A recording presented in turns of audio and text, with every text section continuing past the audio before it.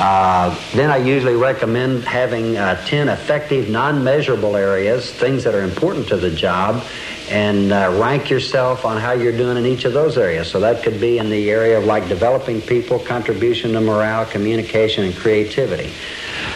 You can use a numerical system then to come up with an index. So for example, on a scale of 1 to 5, my index might be a 4.425.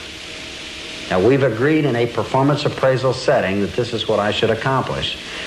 Then that index number goes into a recommended pay area.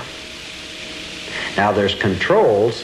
If you haven't made any money in your company, I could still be in a performance level, performance category 5.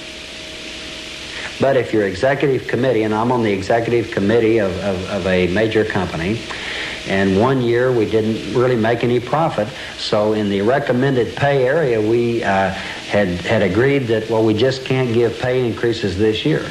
Now, on the years that you can, it helps you determine how much money goes to people in the different categories. Here's a way of tying the long-term strategic direction of the company. Here's a way of tying my individual performance right back to the performance of the company. In a profit-making area, you can come up with a bonus system. Now, basically, the simplified bonus system that I talk about says that you've got to meet a minimum profit level. Once you've reached that minimum profit level, then what you do is divide each extra dollar among the corporation and the employees. So, for example, you'd say for every dollar over a 15% after-tax profit, for every dollar, say 20% goes into a profit pool. We've done this in quite a number of corporations, and it really helps people get motivated in terms of achieving overall corporate objectives. Then you divide that 20% up equally among everybody in the organization. You've got to have a bonus system. Now, let's think about appraisals now in terms of, is the ship staying on course? I recommend 4 times a year you come back and appraise overall organizational performance. You take a look at your top executives, you have them discuss, and you've got the information right on one sheet of paper. Are we on target? How are we doing in terms of meeting these top corporate objectives? You've also then given each individual 4 times a year an opportunity to say, here are my key objectives, how am I doing, am I on target?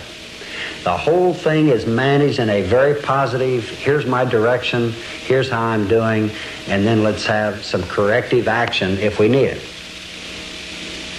Now that's basically how this entire performance appraisal system needs to operate.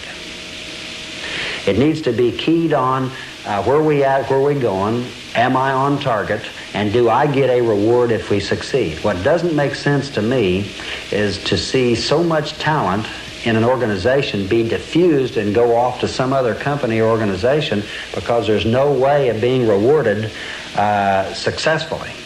You want to keep your key people in your organization. If you get committed to a strategic planning process, and if you have managed strategically, your organization can be successful.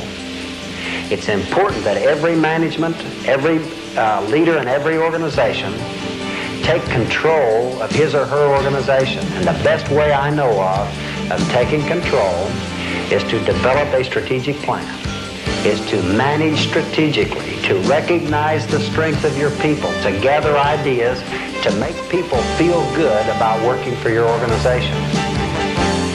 If I'm working for you and I meet my higher level needs of recognition, self-esteem, self-actualization, if you make me feel good about working for you, if you'll reward me when I succeed, if you'll coach me when I'm not doing well, I'm going to be a valuable employee that's going to stay with you and help you succeed over the long term. And isn't that really what we're talking about? Shouldn't an organization succeed over the long run? Shouldn't it pay taxes? Shouldn't it be an ethical member of the society in which it operates? Shouldn't it pay its suppliers on time? What we're trying to do is create a free enterprise system in this country that is based on success, that's based on good, solid thinking. We want to succeed over the long term. Every time a company succeeds, everybody involved in that company succeeds.